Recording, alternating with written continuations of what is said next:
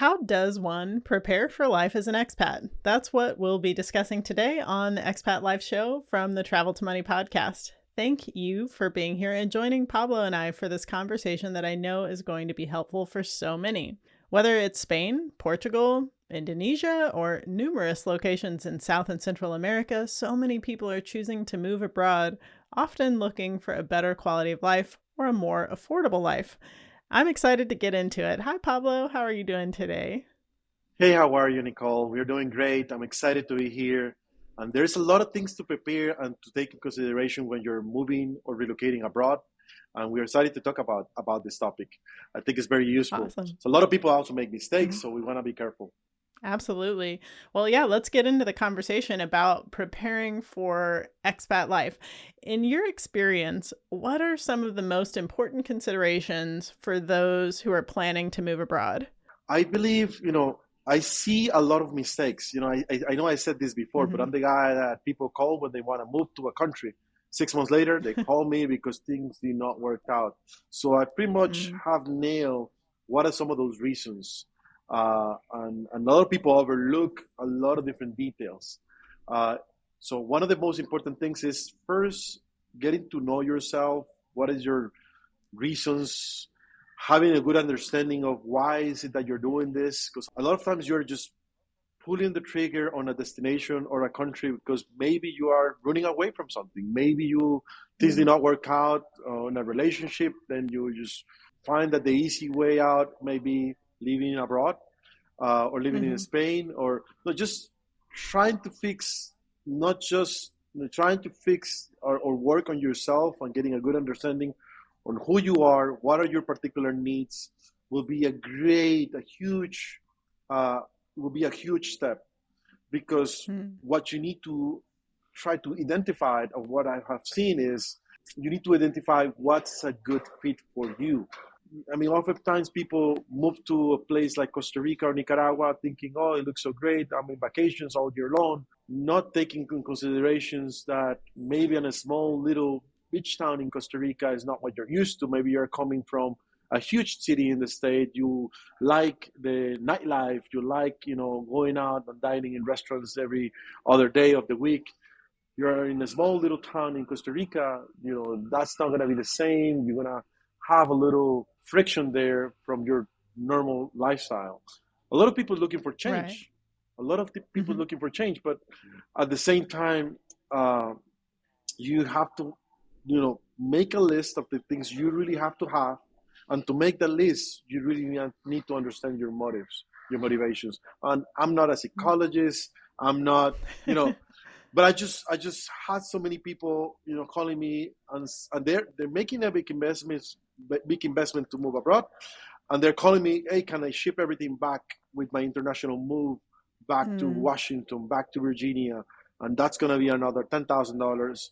And they are willing to make that investment, or because things did not work out, because maybe, and believe me, it's not just one person. You need to take your entire family into that equation. Sure. Oftentimes, I found couples that they end up Mm-hmm. having a divorce because one of them loved, the small San Juan del Sur, Nicaragua, or they love Playa del Carmen, and they fall in love with all this, new life.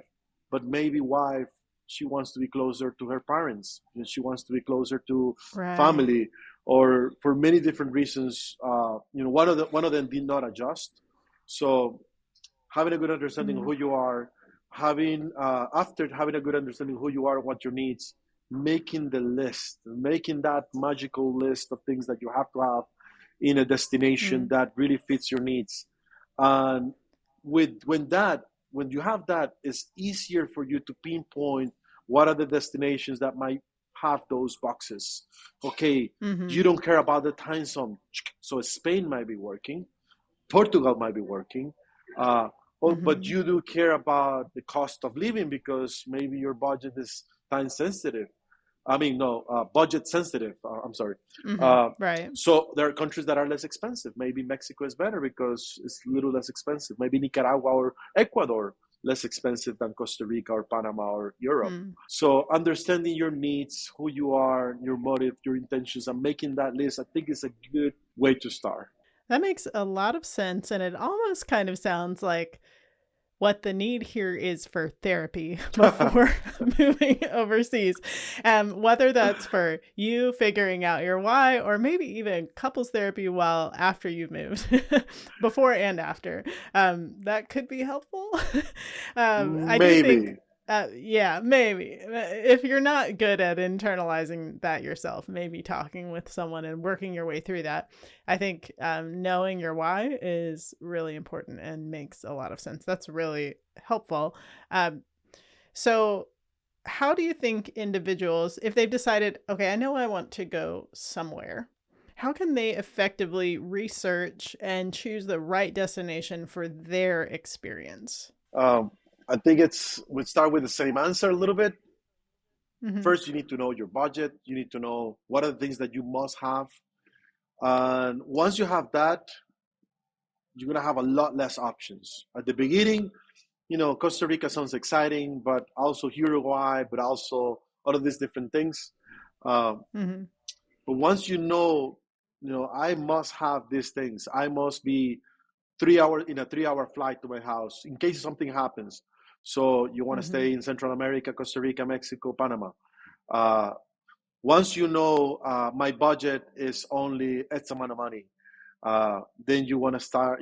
If you have all the money in the world, you might just want to do UK or France or Sure. Monaco or some of these countries that offer a lot more luxurious type of lifestyle. And but a lot of people, they're looking for that arbitrage of the exchange on the currency, saving money. You're living in California, you're spending $5,000 a month in rent, but then you're living in Costa Rica with only $1,000 a month in rent for a gated community with pool and amenities. So a lot of Sure. people are looking for that. So if that's your motive, okay, understanding those motives, and then after that, believe me, you're gonna find a lot of places that are gonna follow into those categories. Of course, before you pick any place, I would just probably try to visit. Okay, or stay one or 2 weeks in one place and 1 or 2 weeks in another place. I get a feeling of what's out there, because there's a lot of things like just food. A lot of people love Mexican food, Hmm. and that will be everything you need. Great food, inexpensive. But some other places, maybe Mediterranean food is not for everyone, and that's what you Right. find everywhere in some, Spain or Greece. So Mhm. getting to know those things that are going to be a deal breaker, it's important to visit. It's important to have an experience, but have this experience with the set of eyes of somebody that is going to be living there, because it's a different thing. A lot Right. of people travel for tourism. A lot of people travel for, you know, just to have a good time, margaritas on the beach, Mhm. hiking every day, exploring, beautiful cultural architecture. But if you are going to a place to go with the potential, hope for this place for you to live, you have to do a visit with a different set of eyes. You have to visit the market. You have to visit the supermarkets, the stores, get a good idea of how Mhm. much I think things are worth. Maybe one of the great exercises I see people do and people recommend for corporate relocations is go to Walmart in your home community, bring that invoice with everything that you purchased that month, whatever the amount might be. You're maybe spending $500 a month in your groceries, Sam's Clubs or Walmart or whatever store you Mhm. go, buy low, whatever. Bring that when you do that exploration trip. Bring that with Mhm. you, and then go and explore. Okay, this here wine in my town in the States, I'm paying $10. Here I'm paying 8 or I'm paying 12. And just going Sure. through Right. a list of groceries to get an idea of what is the Mhm. cost of things. You And know, what's available, right? Like you might not yeah, have some things that you're used to that's a big when. that's a big one.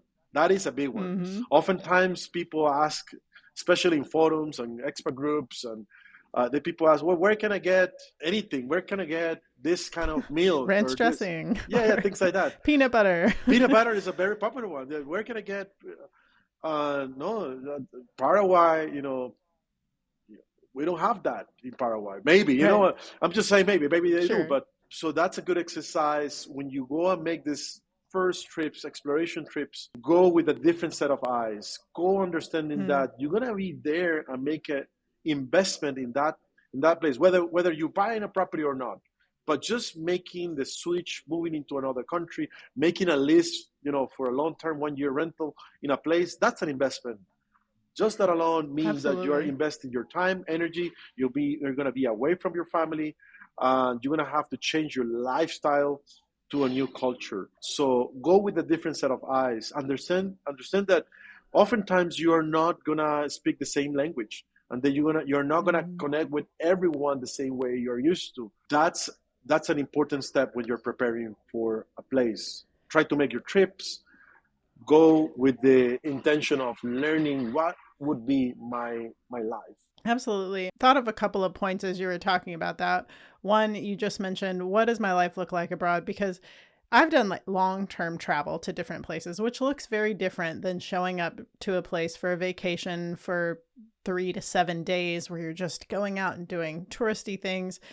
Regular life every day looks different from that. And if you're not in a touristy areas are built for tourists. And so they often have folks who speak English. It's easier to find the things you're looking for. So that, like, going to visit Rome is very different than going to visit a town on the outskirts of Rome. Mm-hmm. And so understanding what that feels like every day in everyday life, I think really matters. I live in a small town in Spain when I'm there, and I love my life there and I love how that flows. But I also stayed in a small town in Italy when I was traveling for the first time, and I really struggled. Mm. Like, no one spoke in any English anywhere, and Ah, that's okay. It's not their language, but I don't speak Italian, and I couldn't connect with anyone, and I struggled in everything I did, and I had health issues while I was there, and it was just like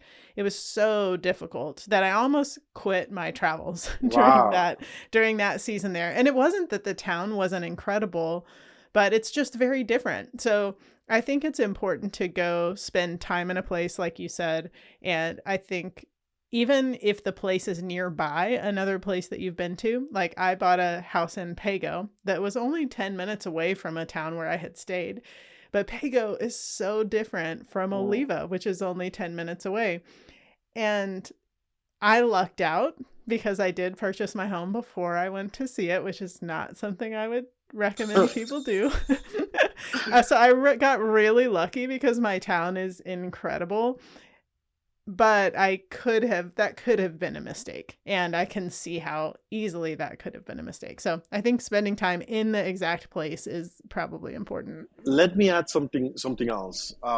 There is Hmm. nothing like you having the experience yourself and going places and visit these places.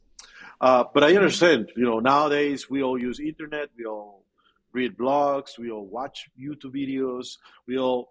This is what we do to inform ourselves. Uh, Hmm. but one of the biggest challenges for technology and for content about anything is all of this information tend to change. And in some countries, especially in Latin America, this is my experience. Hmm. Is I mean, you learn that you could do this and that in Costa Rica, but 6 months later, it's not the case. Maybe just Costa Rica Hmm. alone just passes maybe 3 laws for that affects digital nomads, that affects people that want to move to Costa Rica, and I know that's the same thing in Panama. That things change every other year. Could be the same thing in Hmm. Spain or Mexico and so on. So whatever you see out there, do not take it as that's the true. Yeah, I read this blog and they're telling me that I can do this. Use the information to inform yourself to get a general idea of how are the dynamics of the place you're going to be living into. But before you take anything as truth, my best advice is to talk to a professional that talks in that particular industry. So we're talking about real estate because you're a real estate investor. Before you Mm-hmm. take anything as truth from the internet, look for a resource that does real estate investments on a regular basis on the place you're looking to make an investment. Because someone that is doing that every day, looking at the market every day, is going to have insight that is not going to be maybe published Mm-hmm. online, or maybe it's just too new for it to be out there. And it's the case in almost every single area of services that you're going to need. Uh, Mm-hmm. it's the same thing with shipping, customs regulations, uh, and on top of that, depending on what you're looking to do, let's say legal services. So you want to have Mm-hmm. find information about something legal services in Portugal. So you talk about an attorney in Portugal, but your concern is about how to do immigration in Portugal. But out of the entire legal services spectrum, you have immigration attorneys, you have family attorneys, you have litigation attorneys, you have Mm-hmm. business attorneys, you have many different type of professionals. And believe me, the guy that does business in corporations or business corporations, he may not have the day-to-day operational knowledge of doing and filing immigration. Uh, so Right. it's not just looking for a professional on a particular field, but look for the professional that specializes on your particular need. It's the Mm. same thing with shipping. You need to do shipping, but you go online and you're gonna find a zillion shipping companies. But out of those many companies, there is only a handful of companies that specializes in international moves, that specializes Mm-hmm. on customs that requires immigration to approve the customs process. So look for the specific type of shipment you're looking to do and for the specific type of professional, and then that person is going to have the day-to-day operational knowledge to give you the advice. Is going to be the winner, and not just a general. Anybody could give you general advice, but you have to. If you're going into a new country, it's just better to have someone that help you with the Sure. best possible advice you could get. Yeah, that makes a lot of sense. So I know money is a big consideration. There's so many things to take into account when you're making a big move. So, what are some financial considerations that should be thought about before moving to another country to live as an expat? One of the things I see a lot is a lot of people are looking to do this big move. They're looking to Hmm. do that. This is not just about money, but I'm gonna get to the money part. But a lot Hmm. of people are looking to do. I'm now moving to Panama, so they're doing looking for a property. They're also flying with their pets. So Hmm. there's a lot of paperwork, veterinarian paperwork, and they're also bringing their kids. Their kids Hmm. may need to find. You need to find a school that is appropriate for someone that doesn't speak Spanish or the local language. Hmm. They're also need a car, so looking to shopping for a car. They're also doing immigration. They're also doing so. There is at least five big gigantic tasks that people has to do, and on top of that, I'm gonna open a business now. I'm gonna on top of buying a house, getting a car, getting the school, getting all the kids used to a new country, getting used to a new culture in general. On top of that, I'm gonna figure out how to do business in a new market where I don't know anything about. Mm. I think it's a mistake. A lot of people are able to pull it off, uh, but most people are not gonna pull it off as easy. In fact, I do Mm. believe if you're coming from United States to a country like Panama or Costa Rica, wanting to open a business and make money locally in Panama or make money locally in Nicaragua, Costa Rica, uh, Hmm. you're gonna find a lot of more people that are very sharp on the business you're trying to get into because they know the market for 10, 20 years. They know the Hmm. cost, they know the product, they know where to import, how to import, they have the contacts. And then you're coming new to the market, making a gigantic investment sometimes. Okay, I'm doing this, I'm putting $50,000 on this, I'm fixing this restaurant, I'm hiring people, and you don't know the local laws to hire people, and then you don't know the local laws to Right. file taxes for the country. And on top of that, you're trying to do your move, immigration. It's just not. It's not realistic. Sure. And I know it's very Right. Right. exciting. I mean, for that entrepreneur of heart, which I am an entrepreneur. I have different Sure. businesses. Uh, I know it's very exciting to try to do something else, but I was just, before you do anything about on that level, finish with everything, get settled, get used to, make sure you wanted to stay, spend, a lot of people say, do not buy a house. And that's for you, Nicole. Do not buy a house first. Live 1 year, live 1 year in Spain before you want to buy a house. Uh, Yeah. so a lot of people would say that that's kind of like the general common sense advice that we hear for the expat, the newcomer community.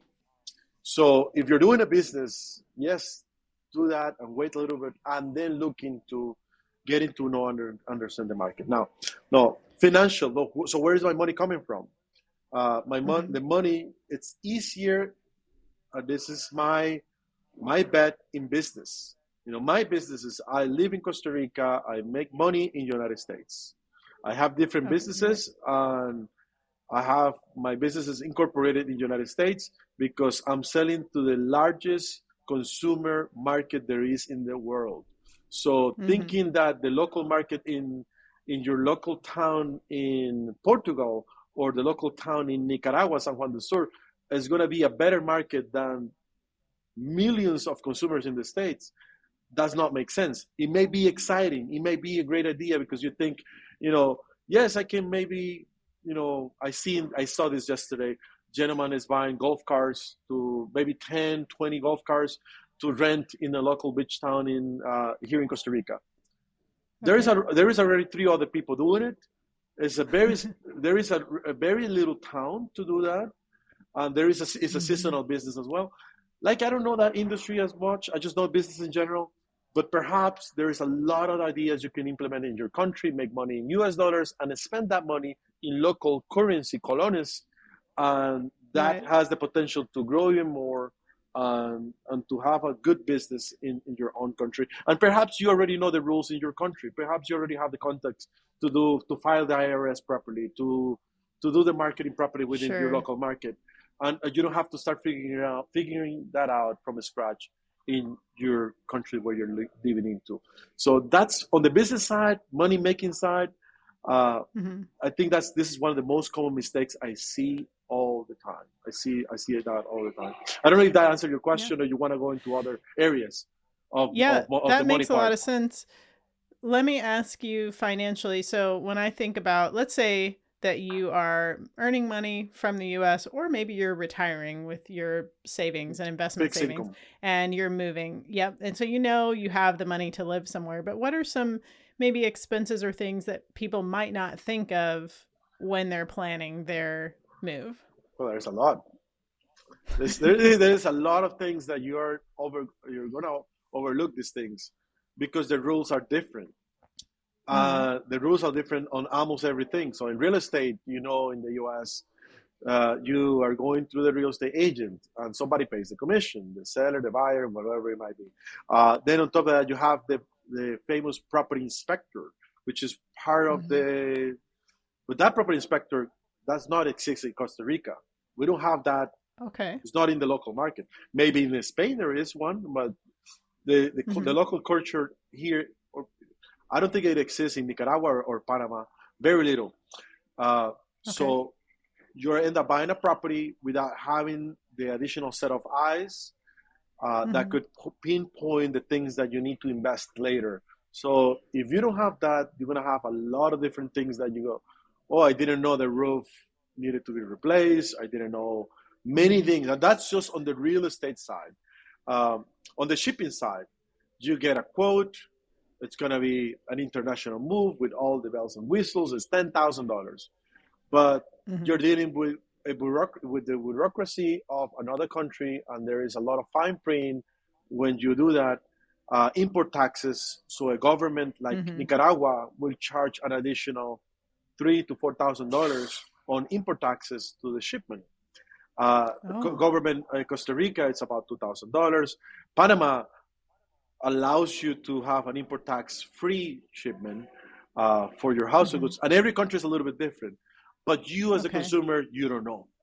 So Right. depending on the country, Spain, I think I did one not too long ago, with a 40-foot container, import taxes on the Hmm. particular case because they did not qualify for the exoneration, and it was a large shipment. It was about 4,000 euros.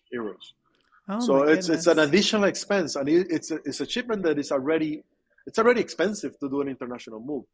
But on top of Right. that, you get hit with this additional expense.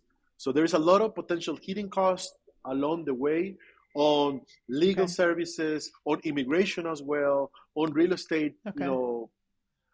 So once again, going. My best advice is to trying to find a local service provider that has got a good name, good track Hmm. record, and make an appointment with this person. If this is a good service provider, it's going to be busy. Hmm. It's going to be busy, and Right. perhaps it may be a little expensive. But believe me that the advice you get from someone that does it on an everyday basis could save you potentially thousands of dollars. Literally, Hmm. could save you. You may just pick and choose not to ship anything to Spain if you knew that you have to pay this additional $4,000. You may Right. just pick and choose not to buy that property, or maybe negotiate that property for $10,000 less if you knew that the roof was, needed to be replaced. So Right. going with professionals, even if it costs you a little bit for that consultation, I think it's a good Hmm. idea. Absolutely. Having people that you can really rely on, and like you said, that are reputable. I know you give a lot of referrals out, which is awesome. People should check out your sites. I'll put them up here on the screen so that they can see that for information. But I've also found it super helpful in like my town in Spain. You mentioned Facebook and that's been really popular Yeah, for you.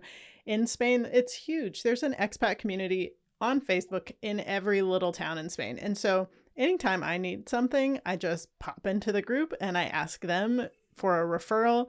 And I hadn't thought about doing that before I moved because I didn't do that until I already owned a home in Spain. But you could do that if you kind of know there's an area you're looking at, pop into a local Facebook group there and that's a great ask idea. for referrals. Yeah, and I think it can save you a lot of headaches. So, Yeah, I do that all the time. I am mhm. in expert groups in almost every country you can think of, Yeah. and literally over 400 groups because we Oh service. my goodness. It's crazy. Of course, I only focus on the countries we do more business: Costa Rica, Mexico, Sure. Portugal, Panama. I see what people comment. If you need a service provider, you're gonna have people recommending, "Hey, you can talk to this person. You can talk to that person." Uh, Hmm. you still have to be careful because you don't know who is out there. You see a picture on the screen. You don't know. You don't know. But at least if you see Sure. somebody recommending an immigration attorney and you see three other members saying, Hmm. "Yes, I have Say used them," yes, that one. yes, Hmm. that's that's like Google reviews or Yelp, but very organic on the spot, the same day, very organic. So people are like saying yes. So it's even to me, it's even stronger than a Google review because it's Hmm. very organic. There are people that are supporting that business because they're thankful for the job this particular professional did. So I think it's a good Hmm. idea. Uh, but even with that, look at the name, look at the business, Google it, look at Hmm. the Google reviews, ask for referrals. Even with that, I will just probably try to do the best I can to understand what is the record, the reputation of this particular service provider or company. I think Right. it's huge. It's important as newcomers, as expats, as people in a new country. We are very subject to trust people. I mean, we are excited about the 10 different big projects we're doing. And Hmm. sometimes it's easy just go with the first recommendation. But trust me, it's worth it to spend some time and doing the due diligence on anybody, Mm. especially with bigger purchases. Right. That makes a lot of sense. Um, well, I have one more thought before we finish up this episode, and it's really kind of going back to what we were talking about earlier, but I just want to make this point. We talked about the importance of going and visiting an area, and I just want to say something that I think might help explain why I think that's important. And that is that You can see, for example, Portugal is like the place that everyone's been moving to the last few years. It has become an expat hotspot to the point that the country has had to make some law changes because Mm-hmm. they have so many people making purchases there. And as great as a place is like Portugal, it doesn't really have to do with how wonderful a place is. That doesn't mean that you're going to enjoy it there.